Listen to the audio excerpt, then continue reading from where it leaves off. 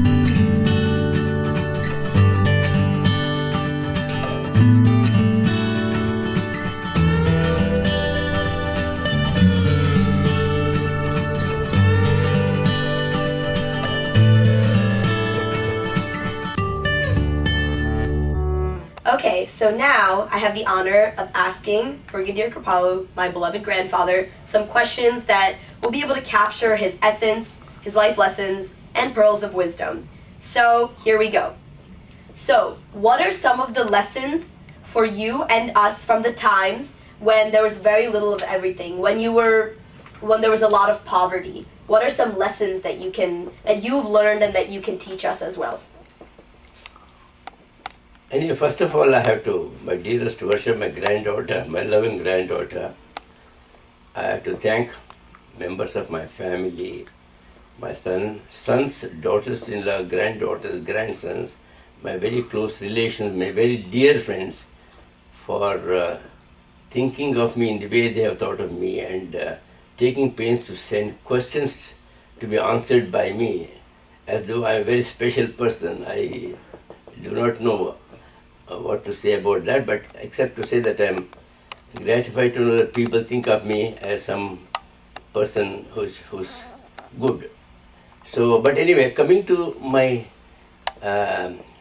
younger days, for whatever reason, we were suffering from extreme poverty.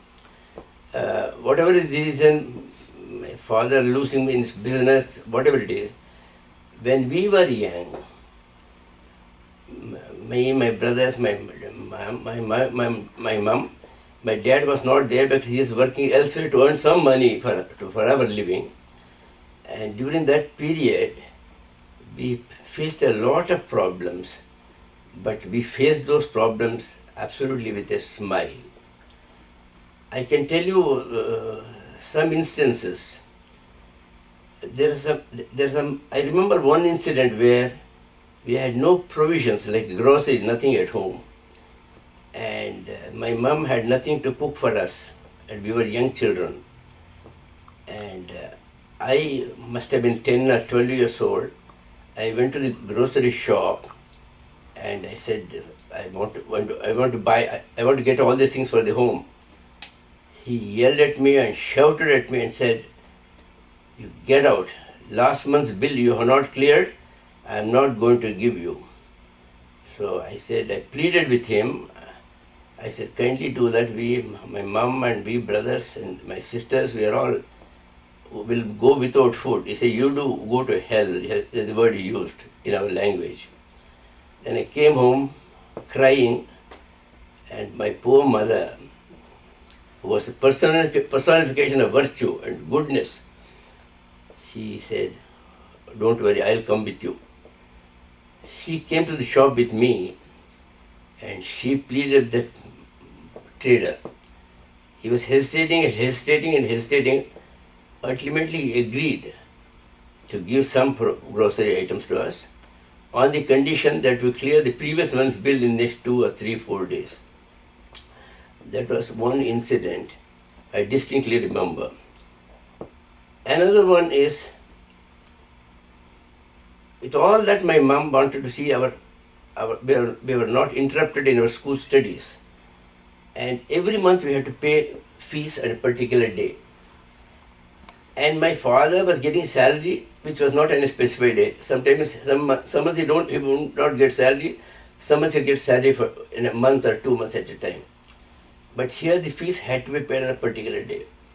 So every month, almost every month, I had the honor, the task of carrying what little family silver was there, going to the pawn shop,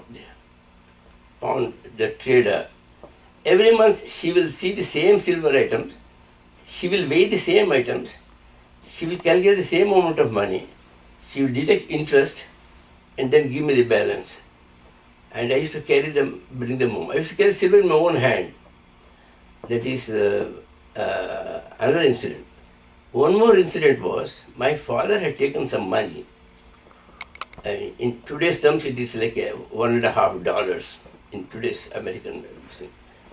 And that money had to be paid by a particular date. And that person threatened my father that he was going to get him an arrest warrant if he did not pay the following day. So there was no way to raise money. My mother had 2 pairs of gold bangles. That's all the gold she possessed. She told my father, I said, "Please sell this and pay up your loan." That was also, the gold was sold, that was paid back. And it's one other incident, which is a very sad incident, which just left unblemished mark in me. These thoughts come to me now and again. Was happening in our own house, because we were living in a small part of the house. The other part of the house, my uncle with my grandmother, that's my father's mother, were living. Every Saturday night, my grandmother used to eat something special, whatever it is. She said, "I don't eat normal food, I'll eat something special." One particular Saturday, my father happened to be there, otherwise he's never on the scene. And one of my brothers wanted to eat the same thing. And my grandmother, may soul rest in peace, but she was not a kind person. She would not even look at my brother. And my father was there on the scene. instead of admonishing his mother and saying, why are you behaving in such petty manner, he lifted my brother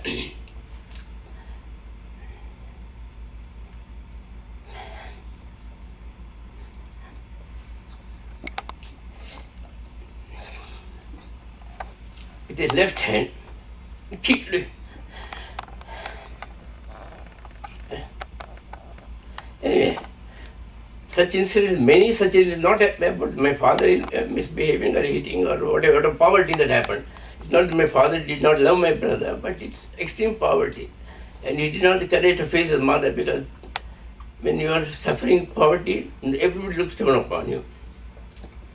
But we maintain ourselves nobly. We never give an impression that we are suffering from anything. We try to remain happy, contented. One more incident I can tell you just to prove my point. We were never able to enjoy the fruit of having one apple or one orange at a time. We used to buy one orange or one apple. And the same apple used to be shared by everybody. That is my childhood. What has happened? What is the lesson we learnt? I learnt is that I can't continue this state of living. I have to see an opening for myself. I have to come up in life. Whatever it is, I will do that. And my journey began from that. And I kept on visualizing, what should I do, what should I not do, how to go, how to progress. I may continue to be like this. How my brothers suffer like I just know. I want them to come up. My children, my sisters have to come up. Everyone should be educated.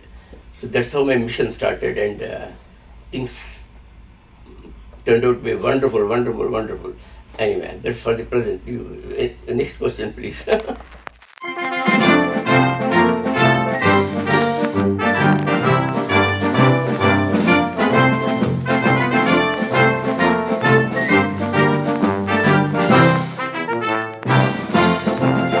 Like when your dream of becoming an army officer was realized? Can you recount the day that you decided to join the army? Actually, first I will start with the day I got my commission as an officer of the Indian Army, a regular officer of the Indian Army, post-independence, first batch. We were 127 selected from all India, and out of the 127, 43 cadets were sent home saying they are unbecoming of an officer. They do not have officer's quality. I thought I would be one to be sacked because I was the least qualified in every respect. I had a very simple education. I had not gone into the universities. I had not played various games. I did not know swimming. I did not know riding. I wanted the qualification that is required of an army officer. Nothing had, but I survived that whatever Holocaust, whatever you may call it as. And ultimately I got my commission on 21st of December 1947. I can't believe that particular moment. Unfortunately, my parents, nobody could come because of the distance, because of poverty, no money, they couldn't travel and come that distance also. I was all to myself. So my friends had their family, friends and everybody. And after the commissioning was over, we were so excited. That evening, my friends and we said we are going to really beat it up. I purchased a tin of Craven A cigarette, the British cigarette, Craven A. It contained 50 cigarettes in a tin. I used to smoke, but not much. Then got on to having drinks, It was mostly beer because I had not liked whiskey and other things. So cans after cans of beer, all imported beer those days, there's nothing Indian we were producing. Yes, I finished off all the 50 cigarettes with my friends. And I was in heaven. I was seeing nectar and everything, wonderful feeling, I was floating in, in heaven or air, whatever it is. I was in a different world altogether. I said, I never dreamt of this. How did this come true? Now, having said that, I want to tell you something. From that humble beginning, how could I think of becoming an army officer, that too a regular officer of the Indian Army? If at all I should have, my qualification was such that I should to be an ordinary soldier. You call a private in American Army, we say a sepoy. But my ambitions were rather high. And after my matriculation, I went away to Dehradun, which is about 2,000 miles, 1,500 miles away, where my brother had gone, taken a small job. He too could not enter college and all that. He had taken a small job. And I requested him whether I can join him. I was 14 and a half or 15 years old.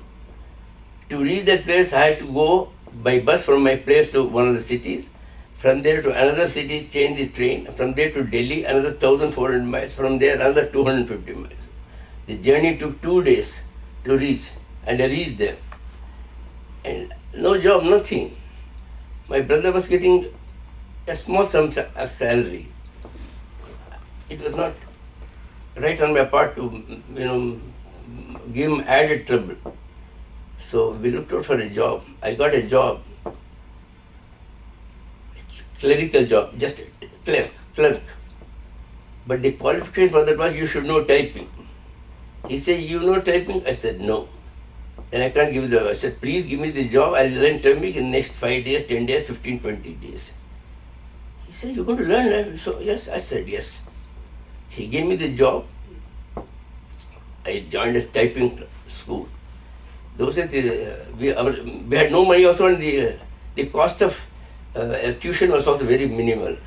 So I went to the typing class. The owner of the typing class took such pity on me, because seeing me in that pitiable condition but very happily disposed, he says, you don't worry, I'll teach you, I'll help you out.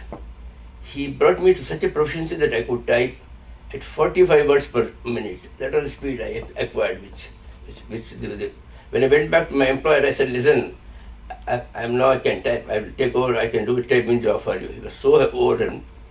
He said, I'll give you an increase in salary. He gave 2 rupees, which is 1/30th of a dollar in today's terms. 2 rupees, but a big sum for us in those days. I took the job. I worked there for 2 years. But I thought to myself, and the idea was to save most of the money I was sending home, half of it I was keeping, with the idea of joining the college, university. I said I must pursue my education. And that is the place where the Indian Military Academy was located, where the officers are being trained. And I used to see them on Wednesdays, Saturdays, Sundays. They would be going on the cycles given by the military authorities with a side cap. And I would see them go and sit in restaurants and here, there, and all this sort of thing. I used to look at them. Sometimes I used to look at them because they used to pass very close to where we were lived, so I passed. And I said, if so-and-so, he can be an officer of the Indian Army, he can be an officer, why can't I be an officer? That was the sort of, whatever you call it, that was the instinct that gave me to try for something. And applications had been called for admission to the military academy post-war, because during the war they were taking only short service commissioned officers. An advertisement came for short service as well as regular commissioned officers. So I thought, I consulted my brother. I said, what should I do? He said, no, you apply. He helped me to apply, filled the application form and applied. Then forgot about it.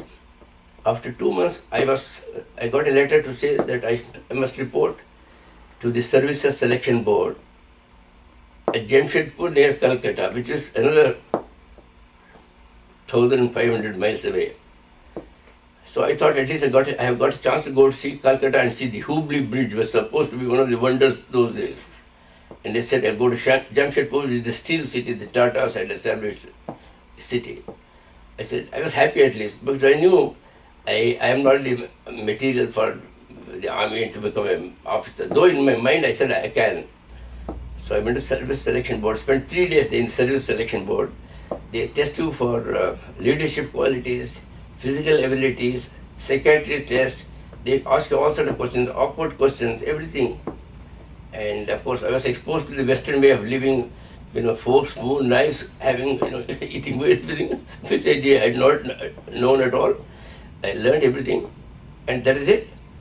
And then after 3 days, I got back. 1.5 months, 2 months passed, 2.5 months passed, nothing. So I also forgot about it. I don't think I'll get it. And one fine day a letter came to say that I have been selected to undergo the training not for short service commission but for regular commission. That too in the Indian Military Academy at Dehradun, because there was one more academy in other place, Madras. There was short service commission. So I was selected to go the regular officer. And that's how I went. And of course, in the academy I had very difficult tasks. I did not know swimming, I did not know riding, I never played cricket, I never played hockey. Only football I used to play and volleyball. But anyway, I surmounted everything, I got commission. That is what it is. That's how I got my commission as the of the Indian Army, and then it's history after that. From that time, it was growing only. Okay, thank you. Next. I hope I'm not talking too much about myself. Tata, this is an interview of you, so okay, good. You're talking not about yourself. It's a little difficult to do this, you know. Okay, so no, you're great. Okay. So, what would you say is your secret for good health and mental alertness? Good health in the sense, you see, my foundation for health was laid in the academy. I became a man then. Till that time I went into the military academy. I had not done any exercise whatsoever. We never thought of health as an important thing. We never, someone that thought never. But when you're in the academy, there you realized where you stood. I was so useless in everything, you know. I had to improve myself from class. I improved. So I learned swimming. I started taking part in games, in part in physical exercises, everything where I managed. I wouldn't say I managed at the top, but I was able to get through at the middle level everywhere. So I passed out also. I was in the middle order, neither at the bottom nor at the top. And so that is one thing about that. And from that time I maintained myself. I started doing wrestling, I started weightlifting, I started this, so many things, walking, running became part of me ever since. And mental alertness, this I cultivated maybe in the last 35 years. When I was young, I was exposed through one of my school students to the classical music, the South Indian classical music. And I said, let me pursue that. I started pursuing the classical music. And right from the time, even now, I listen to classical music, South Indian classical music, 5 to 6 hours minimum. Northern Indian classical music, 2 hours to 2.5 hours. Western classical, about 1 hour. Previously, I used to listen to Western classical only when I was in the military academy and others. But now I listen to everything. And plus, to keep myself mentally alert, I do a lot of mental thinking. I keep abreast with the latest news happening all over the world, not only in India or anywhere. I read newspapers, I read news of every country, every world, even sitting everywhere, every day. Because especially with the present IT scheme, you can do everything on e-paper, you can do that. I have done that. Then I also do Sudoku. I try to attempt the nightmare Sudoku, the highest standard Sudoku that I can get hold of. So and I do that almost regularly. I do almost one Sudoku a day. I do generally. Sometimes I miss also. Sometimes it takes me 2 days, 3 days to solve one Sudoku. Sometimes suddenly the same Sudoku I sometimes thinking, I do it in 10 minutes, 15 minutes, 12 minutes. So the record I have created is 7 minutes, 50 seconds, 30 seconds. So, but anyway, so these things keep me alive, kicking, whatever you may say, so mentally and physically. Thank you. So just want to take a few minutes to talk about one of my most favorite people on this planet, my dad. It's hard to summarize about your dad and what he's meant to you and what he means to you. And I'm going to be 51 and my dad, who's going to be 90, still treats me like a baby, and frankly I like that. He has gone above and beyond and supported me in every endeavor, no matter what. Even to this day, you know, when we talk about the practice, and he's interested in everything. He wants to help me and support me in everything I do.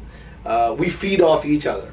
I got him into this marathon thing, and now we're always exchanging notes about that stuff. He has lived his life to the hilt, continues and will continue to live that way, and he's my inspiration to be like that, to constantly enjoy the present, but always set yourself big goals, whether they're attainable or not, but to keep moving towards something larger than you. He's a giver in every sense of the word, has given to family, has given to people who worked with him, certainly instilled that ethic in me, and I'm just indebted. I've loved him dearly, and he's just the best guy ever. What can I say? Thank you.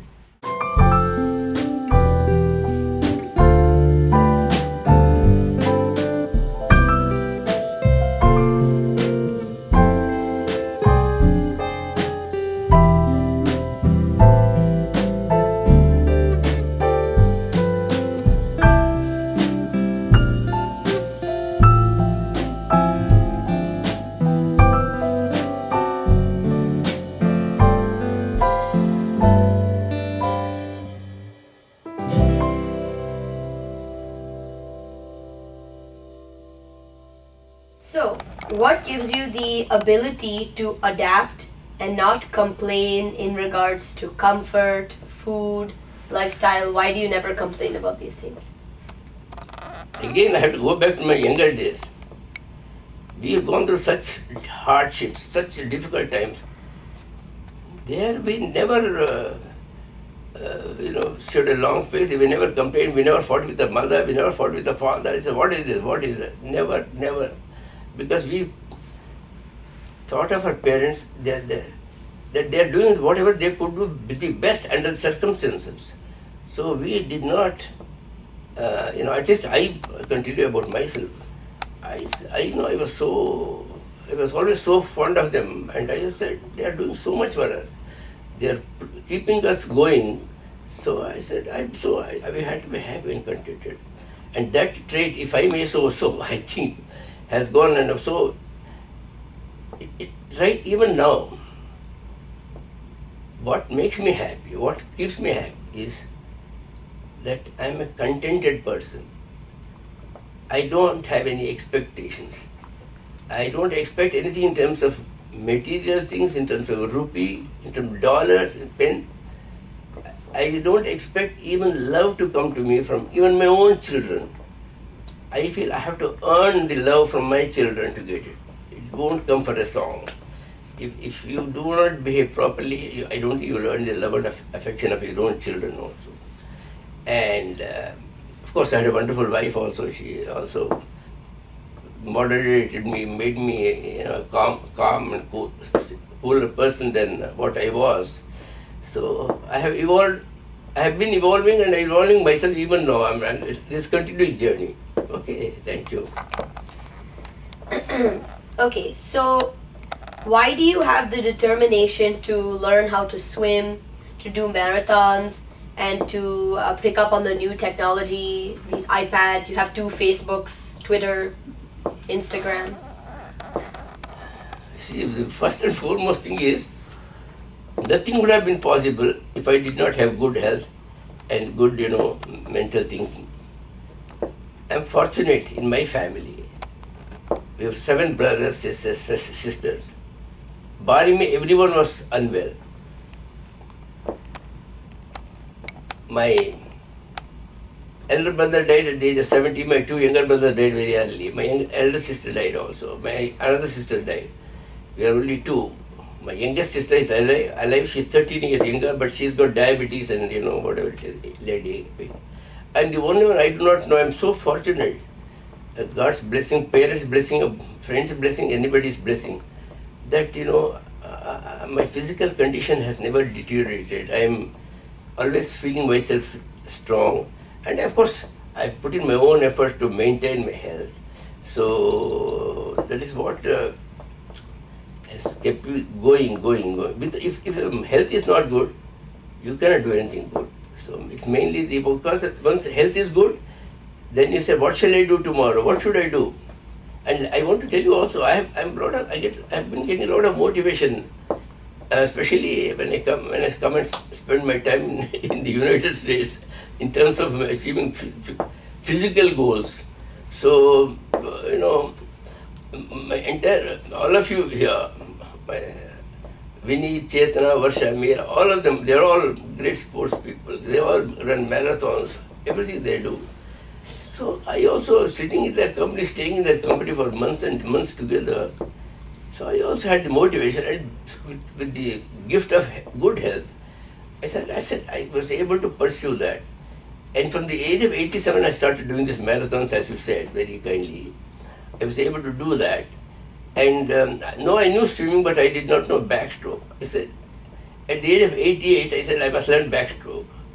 And I engaged a tutor, coach, and I took 40 lessons from him, and I learned backstroke.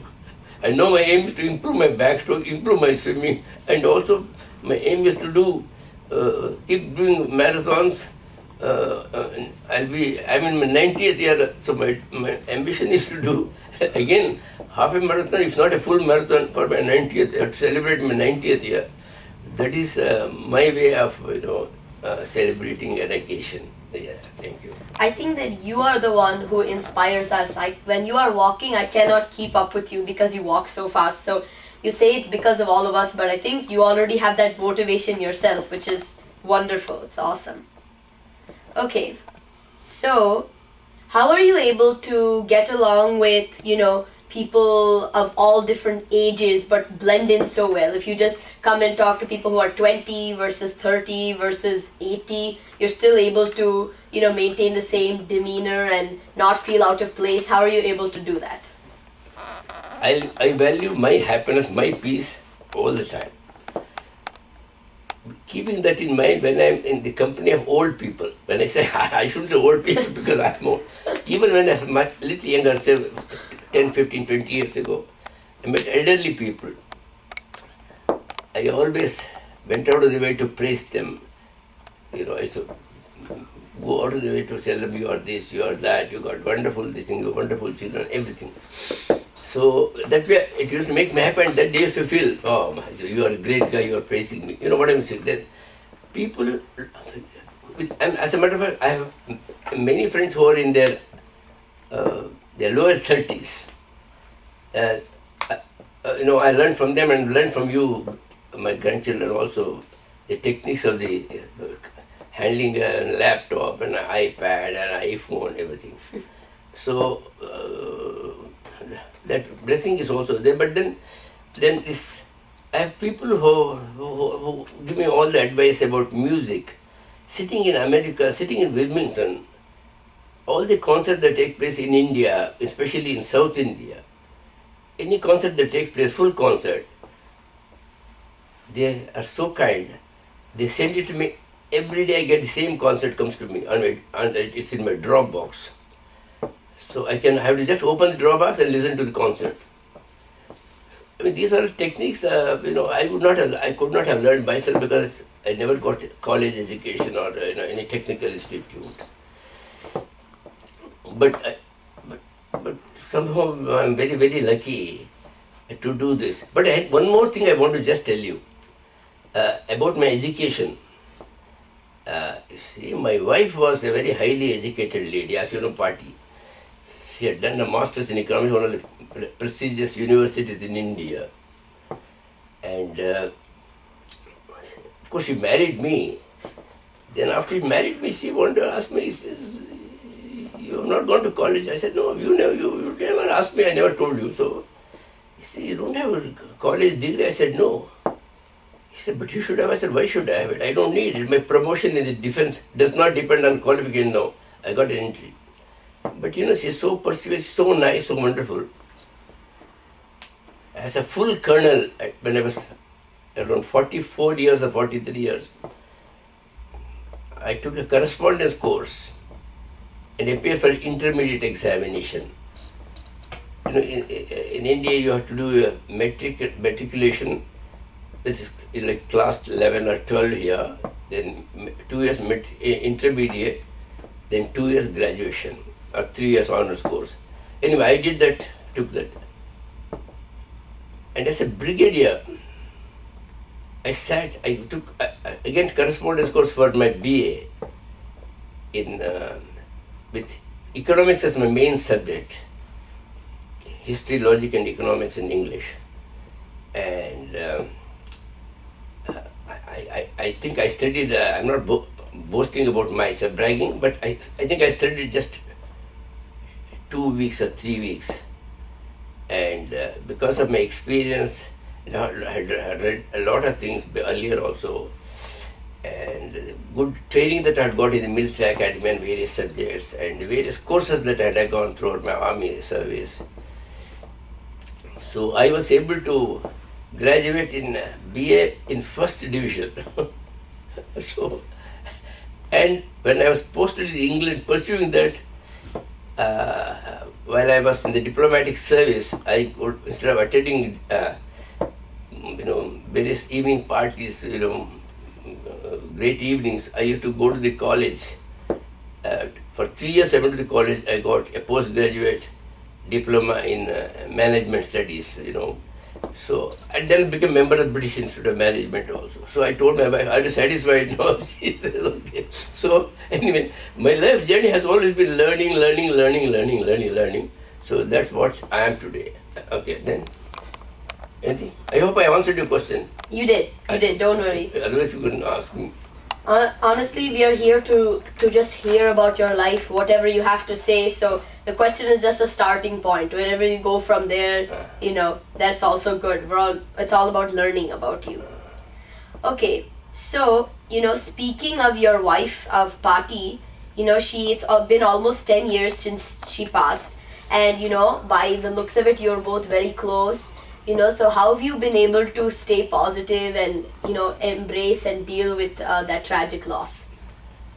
As you know, Pati, that's my wife. I always used to tell her, I said, you deserve a better husband than me. Of course, you'd laugh it off. She has such sterling qualities of giving, of helping people. And in spite of her high education, and she cared for me. She was also responsible for my state of well-being and health and all that. She would stop me from drinking every day. She would stop me from smoking excessively. She would stop me from even, why are you eating this? This is not good for health. This is not good for health. And she used to correct me now and again. She looked after me at the peril of her own health. Her own health was not good. But she did not much bother. But we spent 49 and a half of married life in bliss. Not one occasion has she raised her voice. Every time I used to raise my voice, I had that bad habit with her. She used to just keep quiet and never said anything. Later on she would tell me, why do you get angry? I said, sorry. I said, this is a stupid habit. What can I do? It's bad habit, don't worry. But anyway, but only thing what happened was, she was so kind and courteous. There was in our next block, there's one gentleman suffering from cancer. She kept on telling me, go look up Mr. Rajan, he's got cancer, go and look him up. At that time, she never realized she herself had cancer. She did not know. So, anyway, I used to go and look up Rajan. Later on, in January, 2005, we had gone to Kenya, where Anand was there, my eldest son was there. She wanted to go there, she wanted to see the lion safari and all that. First of all, doctor said, you can't travel. Ultimately, doctor said, no, you take this established painkillers, you travel. She came with me. She saw the safari. There itself, she was not well. She enjoyed the safari, which was fulfillment of her life's ambition. Then we came to India. The day we landed in India, next morning I took her to the doctor. And what is it? CAT scan was done. And the doctor was my friend also. He says, sir, I hope there's nothing comes out. nothing comes out, but I feel something may come out. So he repeated the CAT scan and they said, sorry sir, she's got kidney cancer, fairly in advanced stage. We have to operate next day. The previous day we returned from vacation and next day she is admitted to a hospital. Same day admitted to a hospital. The following day doctor preparing her for surgery. And the cardiologist cleared her. Her heart is fine, don't worry. She underwent 2-3 major operations. And she suffered so much, but she never not even mentioned once I got cancer, this thing. She said, I'm going to be alright, I'm going to be alright. This operation has cleared me of all cancer tissues, everything. She was so positive, and people were praying. People from all religions were praying for her, whom we had known. And anyway, she succumbed to that. The last 20 days was most unbearable, seeing her pathetic condition. And I had gone out of steam physically, mentally. I was driving her I was going to the hospital, spend the night there, drive back home, again go, come, go. Every time doctor will ring me and says, your wife has got chest pain, severe chest pain, you come. After just landed home, I'll go back again. So many times I used to miss my meal also. But the thing was, then I saw in pathetic situation. That's the time your mom rang me one day. I said, Daddy, can I come? I said, my God, His divine help has come. I said, no, please come. I said, I need you very much. You please come. And you also were there. And that is the time she breathed her last in the hospital. But when I used to get home last 10 days, every day I used to stand in front of the Lord. Please take her away, please take her away, please take her. I cannot see her suffering. So on the day when she actually died, I was happy. Internally I was happy. I was relieved. I know that she's no more suffering. And brought her home and kept her in the glass case because my son had to come from Kenya for the funeral. And she was laying in the glass case looking so beautiful, so peaceful, I'd never seen. So I'm carrying that really happy thoughts about her. What a wonderful lady she was, what a wonderful person she was. So then I thought to myself, would my wife be happy if I sit and start grieving, crying every day, morning, evening, not eating my food and getting drunk and this and that? I said, I don't think she'll be happy. And I also thought, I'm also in the departure lounge. It is not very rare that I'm going to be alive. I'll probably join her, very soon. So that also I thought to myself, my life is, most of my life is lived, I was 79 then. I said, how long will I live? I'll join her. So I kept that thought in my mind and I started leading an ordinary life. I never shed tears after that. I don't think so. Even when I think of my wife, think of your grandmother, I think of the good things. So I don't think, she has left me and gone, because I always feel she's with me. And I never feel lonely even at home when I'm alone, because I think of her and listen to lots of music, lots of things. So I'm always, I have no time to worry, think this thing. I think of the good things in every person. I tried my best to think of the best in every person. That is what I am. That's what I am right now, and what I hope I will be in the future also. Next. Right. So I definitely would like to speak a few words about my father-in-law. Somehow I never looked at him as father-in-law. He's more like my father. I still have my parents, but still. Ever since I got married, that was 21 years ago, I've never ever felt that I wasn't a part of the family. It was just even before I got married and I was engaged, I already started feeling a part of that family. I got so much love. I am so blessed. When my mother-in-law was alive, the same thing. Never ever made me feel like I wasn't, their child. There's a lot of things I admire about, my father-in-law. There's not a single day which goes by, even the days I'm seeing patients in the office, which actually I talk about him at least to 2 or 3 patients. And because he's such an inspiration at his age, and people are always surprised and everybody wants to meet him. First of all, of course, his physical health, how he's maintained it, that's one.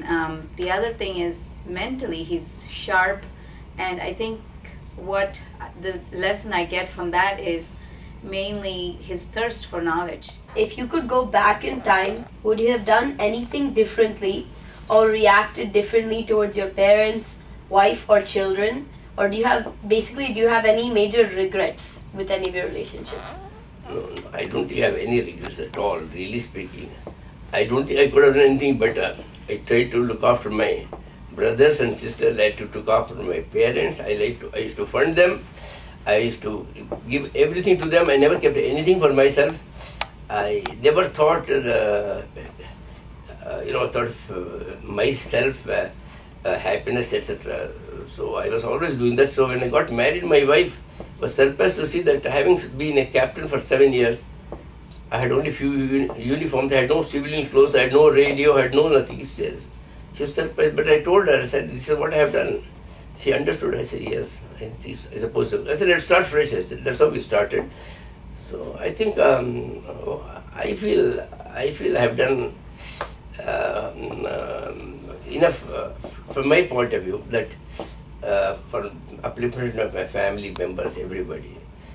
That's what it is, yes. I think that's such an amazing feeling to have, to be able to say that you don't regret anything, because in the end, we can't really change the past. So always looking into the future is a really awesome thing, and Yeah. I really hope to emulate that in the future.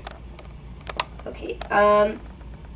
So what do you like most about your life now, and moving forward, is there anything else that you want to achieve? Of course, I'm a very ambitious person. I'm not content with what I have done. In my heart of hearts, I feel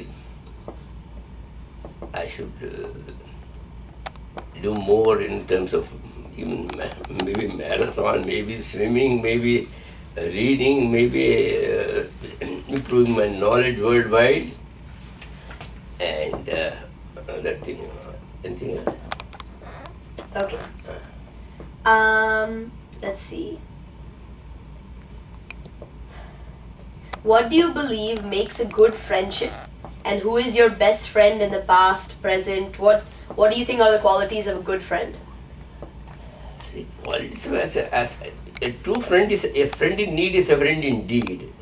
As the saying goes, if you are my friend, you see only my good qualities, knowing fully well my bad qualities, and you highlight me as a very wonderful person, excellent person, and you come to my rescue when I'm in difficulty, and even though you may not see me when I'm happy and other things.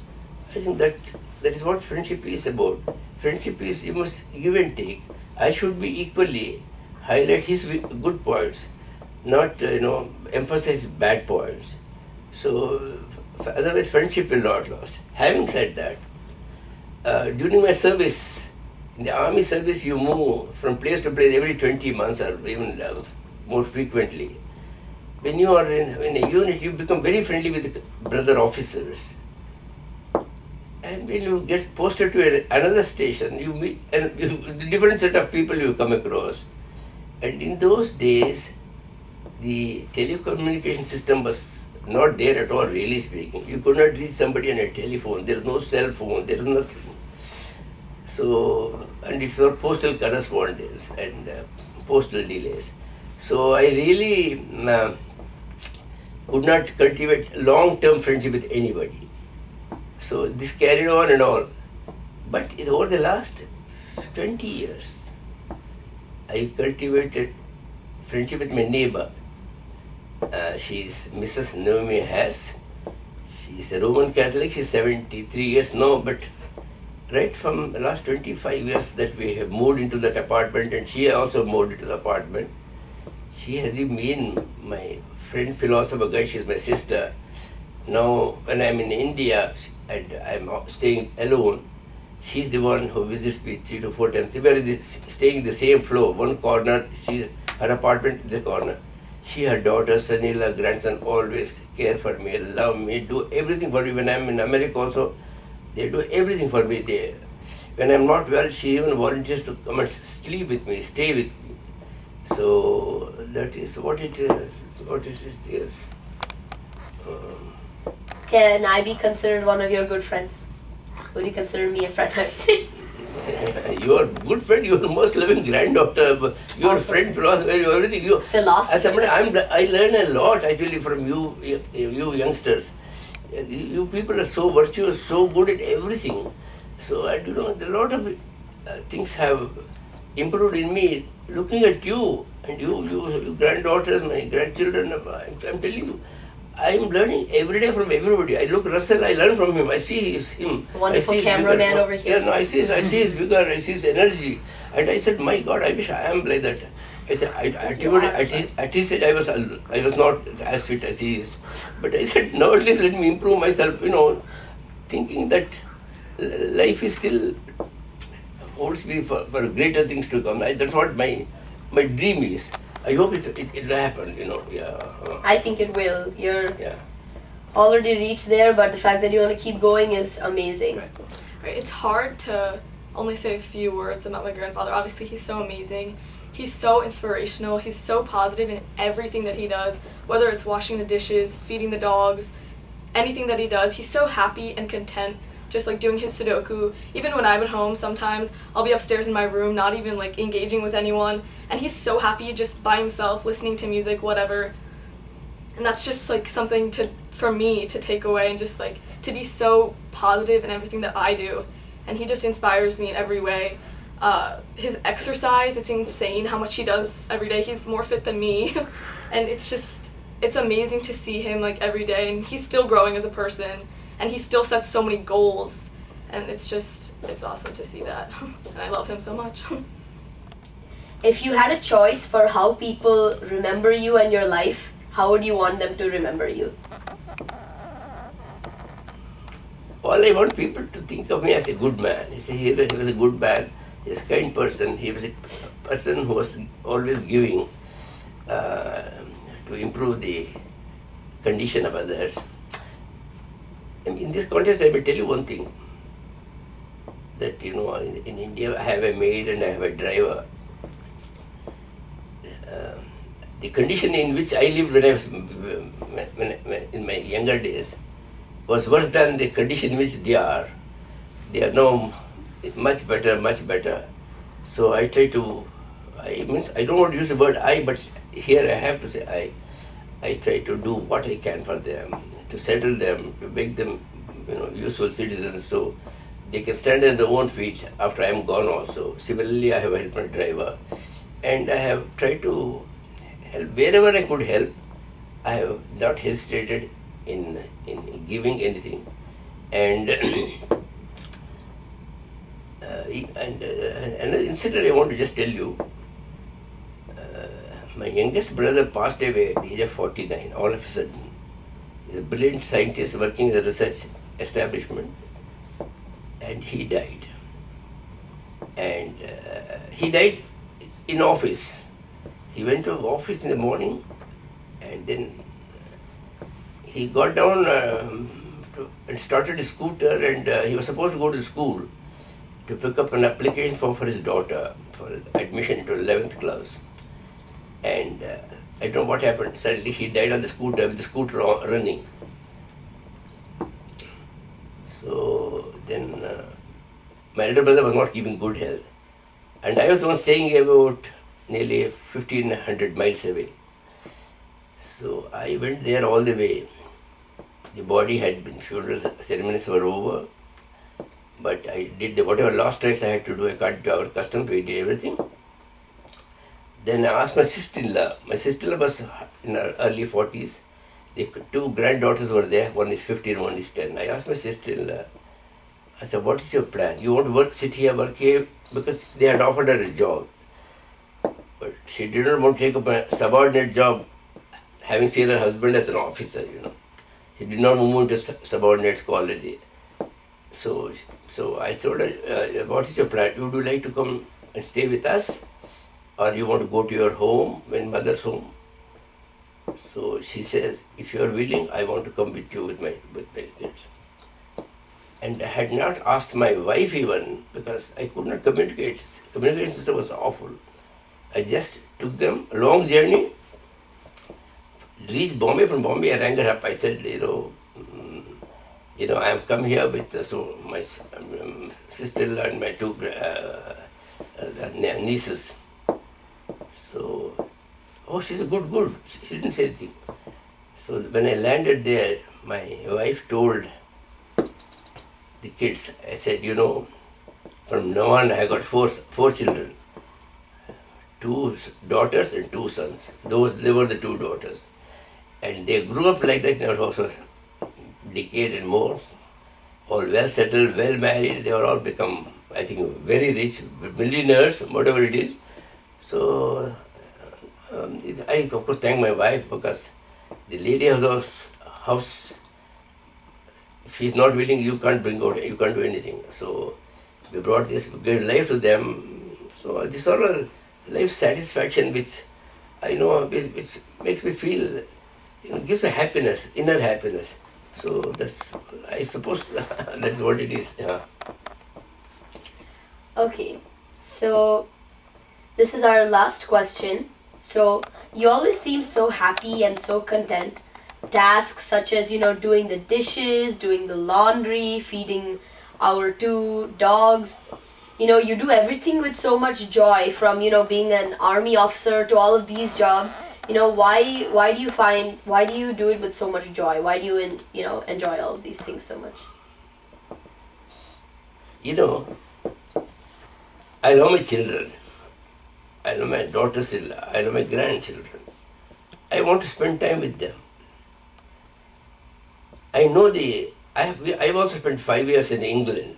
I know what life is in the civilized Western world. So I know when I come here, and knowing fully well that both my son and daughter-in-law are working, they're busy people, children had to go to school, children had to be taken care of, everything had to be done. I thought, if I am wanted, and I wanted to stay for 6 months, 8 months, 10 months, like that. If I want myself acceptable, I should be more than pleased to help her in whatever I can do. That is one of the motivating factors. The other factor is, I always look everything in a positive way. I said, this is one way of exercising. You do dishwashing, you do sweeping the floor, you cook chicken for the dogs, you feed the dogs, you bend, you stand, you do this. All these cumulative things go up and down from the first floor to the ground floor to the basement 5 times, 10 times a day. All this things is innately you're exercising yourself. It's giving me exercise, happiness, plus I'm helping the house to the extent that I could. That's what it is. Otherwise, there's nothing. I don't consider it as something menial. I consider work is worship, whether it is sweeping, cleaning, anything. Everything you must do with smile, with grace. That has been my philosophy of life. That is my philosophy when I'm here and anywhere. Thank you. Okay, well, I want to just say thank you so much for answering all these questions, opening your heart and, making yourself vulnerable to be able to answer all these questions. I just want to take a few minutes to thank the people who made this possible. So there's your wonderful younger son, Dr. Vinod Kripalu, who is sitting over there. He's the one who emailed all of our relatives to get all the questions together and make sure it was possible for us to be able to do this. Our amazing cameraman, who is very fit, Russell. And, just want to thank you for really, being an inspiration to all of us, because, every day, everything that you do inspires all of us in so many ways. Even though this time when you've been at home, I was at school for the majority of the time, you've been here. I think of you every day, and I always tell all of my friends, you think you've met someone cool, wait till you meet my grandfather, because he's just an amazing person, and all my friends want to meet you, and rightfully so, because you're just such a wonderful, amazing person. So thank you so much, and it's not the last we'll be hearing of you. Too much compliment, I don't want it to go into my head. No, it's okay, it can go to your head. Let's thank you very much. Shake, hug on it. Thank you very much, my dear. Wonderful. And that's a wrap.